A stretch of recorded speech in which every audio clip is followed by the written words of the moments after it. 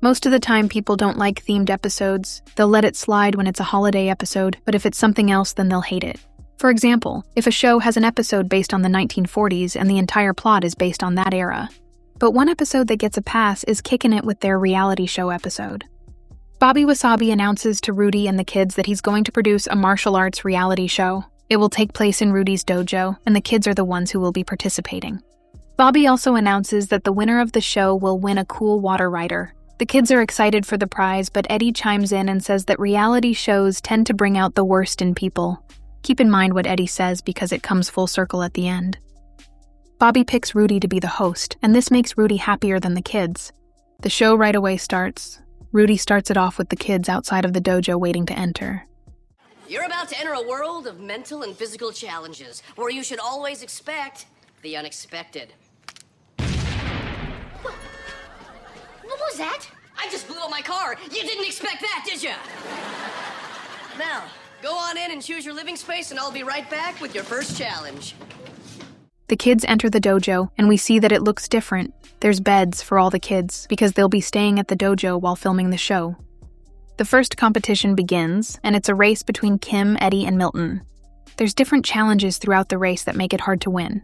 When the race starts, it looks like Milton is going to win, but Kim then passes him. Kim is in the lead for a little, but she gets hit and falls. Milton is the one who ends up winning the race. His prize for winning is a lobster dinner, but Rudy tells Milton that he has a choice. Milton can eat the lobster and everyone else eats gruel, or Milton can eat the gruel and everyone else eats lobster. Milton chooses the lobster for himself while the rest of the kids eat gruel. This causes everyone to get mad, and Kim even tells Jack that they have to get rid of Milton the first chance they get.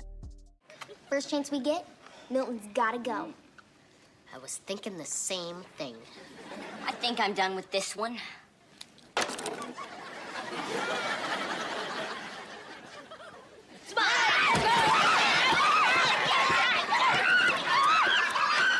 The next competition begins, and it's between Jerry and Jack.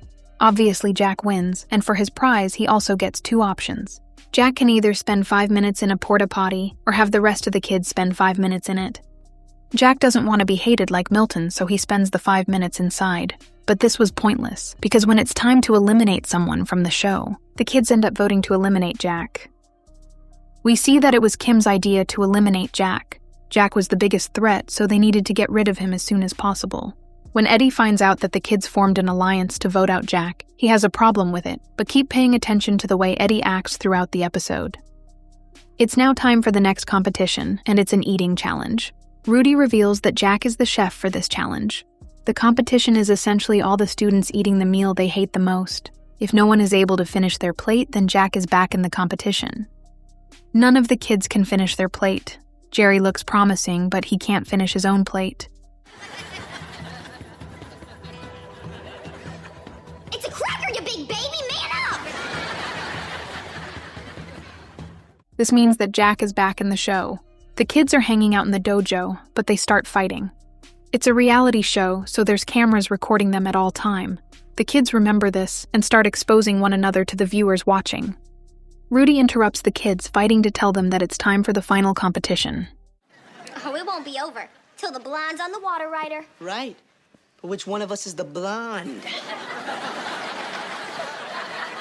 The final competition is the kids having to hang from a pole that's pretty high up.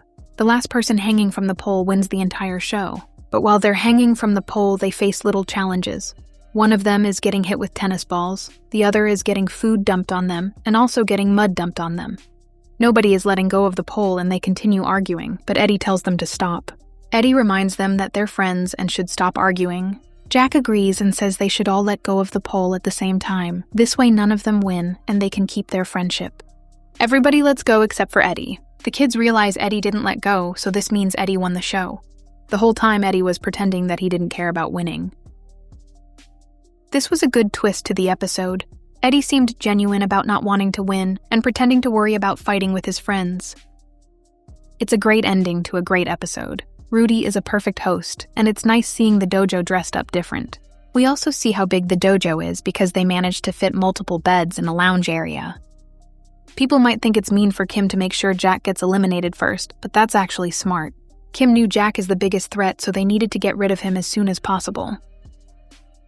It's nice that they had Eddie win the show. The obvious choice for winning would be Jack or Kim, but they instead went with the unpredictable winner. I wish Kickin'It would have continued with this reality show, but it probably didn't continue because every episode of the show is a different dojo. Comment your opinion on this episode. There's going to be people who don't like it, but I think this episode should get a pass. It's entertaining the entire time, and the comedy is great, even with the kids doing competitions for majority of the episode. Leave a like on today's video if you enjoyed. Subscribe for more and turn on post notifications to never miss out.